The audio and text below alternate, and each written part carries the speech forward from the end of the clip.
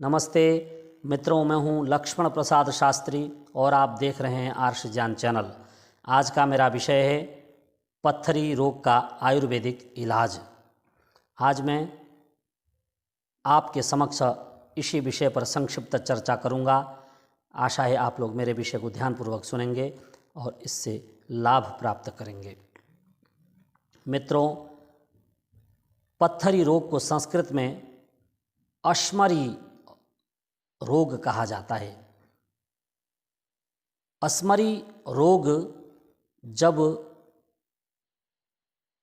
प्रारंभ में होता है तो इसकी पहचान आप आसानी से कर सकते हैं। मान लीजिए कि किसी को पत्थरी है, आप में से भी किसी को पत्थरी हो सकती है। तो जब आपको पेशाब में जलन हो, पेशाब करने में कठिनाई महसूस हो, पेशाब रुक रुक कर आए, पेट में कहीं पर भी दर्द हो, तो आप जो है बिना संकोच अल्ट्रासाउंड करा लें, ताकि आपको पता लग जाए कि आपके पेट में, किडनी में अथवा पित्त में कहीं पर पत्थरी है अथवा नहीं है। कई बार गैस से भी पेट में अचानक भयंकर दर्द उत्पन्न होता है। पत्थरी का दर्द और गैस का दर्द लगभग समान होता है, तो आप इसका अल्ट्रासाउंड कराकर पता कर सकते हैं। मित्रों, इस रोग में सबसे पहले जब हमारे शरीर में 3 दोष वात, पित्त और कफ जब बिगड़ जाते हैं, विषम अवस्था में होते हैं, तब जाकर के हमारे शरीर में पत्थरी जैसा रोग उत्पन्न होता है। यह पत्थरी 4 प्रकार से उत्पन्न होती है। वातजन्य, पित्तजन्य, कफजन्य और शुक्रजन्य होती है। सभी प्रकार की पत्थरी में आपने क्या करना है, इसका मैं आपको आयुर्वेदिक उपाय बताने जा रहा हूँ। यदि आपको पता लग चुका है कि आपकी जो पत्थरी है वो अभी शुरू ही हुई है, तो आप निस्संकोच मेरे बताए हुए उपायों को अपनाकर आप अपने घर में ठीक हो सकते हैं। आपको किसी वैद्य, डॉक्टर, हकीम के पास जाने की जरूरत नहीं।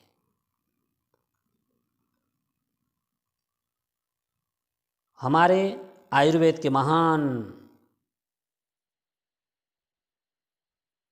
ग्रंथ में महर्षि धन्वंतरि ने सुश्रुत को उपदेश करते हुए पत्थरी का दवा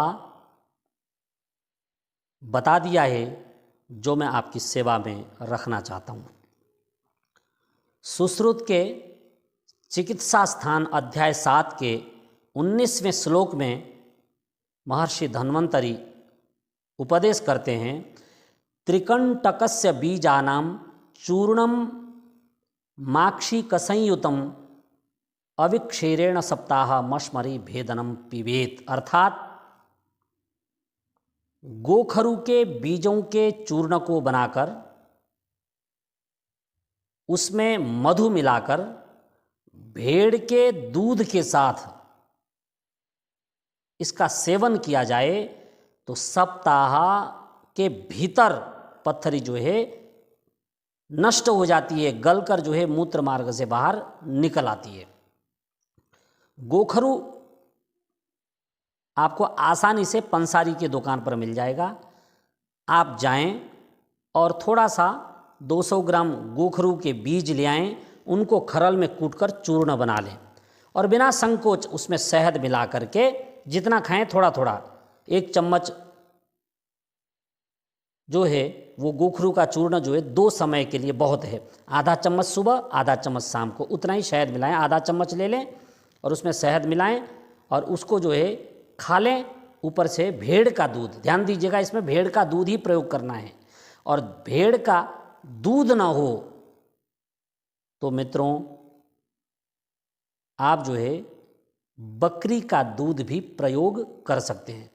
भेड़ के दूध के साथ जो है ज़्यादा लाभ करेगा। जैसा ग्रंथ में लिखा है उसी प्रकार हमें उसको करना चाहिए। तो इस प्रकार आप जो है गोखरू के बीजों के चूर्ण को शहद मिला करके और भेड़ के दूध के साथ सेवन करेंगे तो आपकी जो है चाहे पित्त की पत्थरी हो और चाहे आपकी किडनी की पत्थरी हो, वो आसानी से बाहर निकल जाएगी। यदि आपके पेट में अचानक दर्द हो, जहाँ पर पत्थरी है वहाँ पर, तो आप जो है त्रिफला पाउडर ले लें। बाज़ार में आसानी से त्रिफला पाउडर मिल जाता है, अथवा घर में भी बना सकते हैं। हरड़, बहेड़ा, आंवला को ला करके 1 चम्मच त्रिफला पाउडर 1 गिलास दूध में डाल दीजिए और दूध को खूब गर्म कर लें। और उसके बाद जो है उस दूध को आप पी लें। उससे जो है पथरी की दर्द जो है वो नहीं होगी। पथरी के दर्द में जो है ये रामबाण इलाज है। अब मैं आपको बैद्यनाथ की जो एक दवा है वो बता देना चाहता हूँ। बैद्यनाथ कंपनी की बहुत ही प्रसिद्ध दवा है पथरीना सिरप, अर्थात बैद्यनाथ का बना बनाया आप जो है पथरीना सिरप ले लें और दिन में 2 चम्मच सुबह, 2 चम्मच दोपहर और 2 चम्मच शाम को पी लें। सुबह खाली पेट लेना है और बाद में भोजन के बाद दोनों समय ले सकते हैं। आप इसको 15 दिन के अंदर देखेंगे कि ये जो बैद्यनाथ की जो पथरीना सिरप है वो पथरी को गला करके बाहर निकाल देती है। साथ में बैद्यनाथ का ही एक टैबलेट आता है, पथरीना टैबलेट। आप जो है 2 बार दिन में 2 टैबलेट सुबह और 2 टैबलेट शाम को खा लें। इससे जो है आपकी पथरी आसानी से टूट कर बाहर निकल आएगी और आपको पित्त का और किडनी का दोनों का ही ऑपरेशन करा करके पथरी निकालने की आवश्यकता नहीं पड़ेगी। मित्रों, जो बैद्यनाथ की दवा है उसमें विशेषता यह है कि इसमें शिलाजीत है। जो बैद्यनाथ की चाहे सिरप हो चाहे टैबलेट हो, इसमें शिलाजीत का प्रयोग है।